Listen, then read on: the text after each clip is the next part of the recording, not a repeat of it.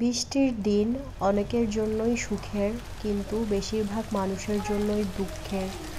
এই বৃষ্টির কারণে অনেক জায়গায় পানি উঠে গিয়েছে, আর যেহেতু ঘূর্ণিঝড় রিমাল হচ্ছে, তো বিভিন্ন জায়গায় বন্যা হয়েছে এর মধ্যেই।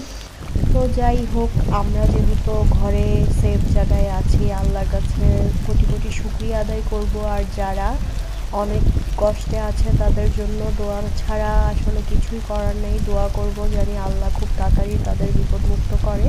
তো সকালবেলায় বৃষ্টি দেখতে দেখতে এক কাপ চা হাতে নিয়ে চিন্তা করছিলাম, যেহেতু বাসায় থাকি গৃহিণী, কী রান্না করব।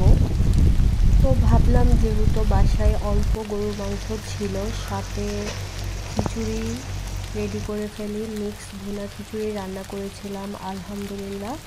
আর যেহেতু সকাল থেকে কারেন্টই নাই, তো তাই ভাবলাম একটু চটজলদি যে রান্নাটা করা যায় সেই রান্নাটা সেরে ফেলেছিলাম। আর প্রচণ্ড বৃষ্টি সারাদিন, যে কারণে এখানেই এরকম অবস্থা। আর উপকূলের মানুষদের অবস্থা খুবই খারাপ, যেহেতু নিউজগুলাই দেখতে পাচ্ছি। আল্লাহ তাদের বিপদ মুক্ত করুক, ঘূর্ণিঝড় রিমালের হাত থেকে তাদের মুক্ত করুক এবং খুব তাড়াতাড়ি সব বিপদ কাটিয়ে ওঠার তৌফিক দান করুক।